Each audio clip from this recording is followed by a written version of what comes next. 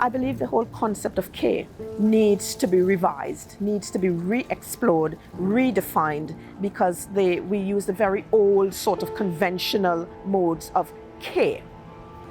Being vulnerable seems to be a big taboo. We don't really talk enough about death, dying, advanced decisions, needing help.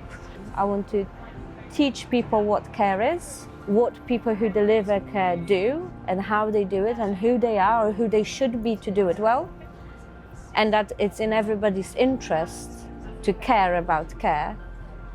The thing that worries me the most about the care system at the moment is that it's an extremely poorly valued job by society, and it's very poorly paid, which doesn't reflect the work that people do who are carers. And the respect for carers in society needs to increase, as we're going to need more carers as the number of people with disabilities and disabled people and number of older people requiring care is increasing. There are 1.6 million people currently employed within social care. The Skills for Care predict that we're going to need an additional 650,000 people joining the social care workforce within the next 15 years. Those 650,000 people are not out there, so how are we going to change the way that people work in order to be able to fulfil that future need? In mental health, I think that we have a lot less funding, there's a lot less access to the equipment that we need to be doing our jobs, and that's the thing that makes us really struggle, is the lack of staff, the fact that we're expected as staff to do the jobs of maybe 2 or 3 people at any one time. We're often told that automation can take over the repetitive, menial, even boring bits of work, and so free up people to do that creative, emotional, complex problem solving that we're best at.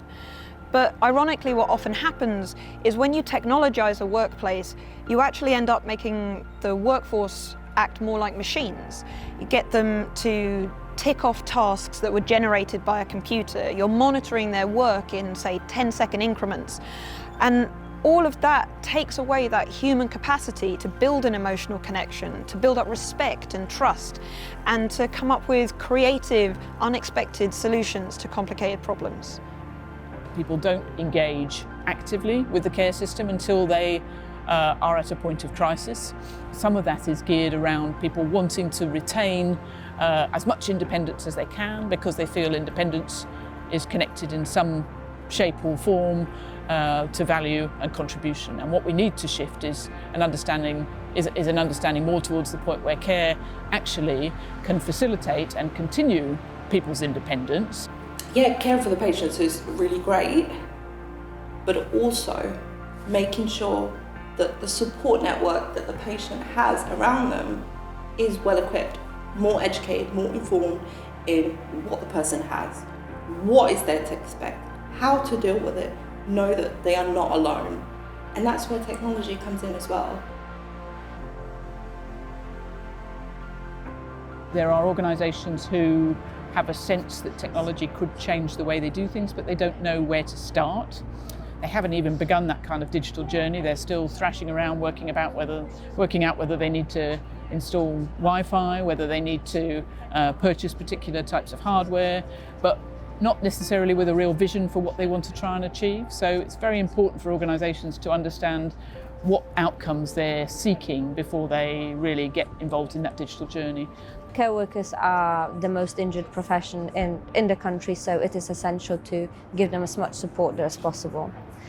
Secondly, I would say is digital documentation, which saves time, and that then can be given to people receiving care in terms of additional companionship, time spent together, which improves their well-being.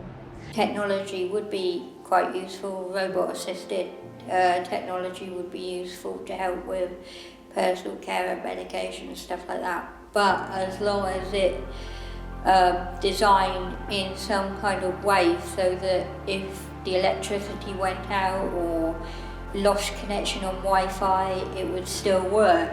We are in a sector where there's over 22,000 providers out there. It's a very, very fragmented market. They range from tiny little organisations to huge ones, and the models of best practice within that are multifarious. So what we need to try and do is have an opportunity to look, where those innovations are happening and showcase them throughout the sector. We know that technology can't replace care, but used well, it could support the kind of structural and social change that we need to get to a sustainable, effective and fair care system. In order to get there, we're going to need to listen to those people who are receiving care and support services. We're going to need to listen to families who care, to communities, to the frontline workforce. And we're going to need to invest in evidence that supports long-term, joined-up thinking about the whole system.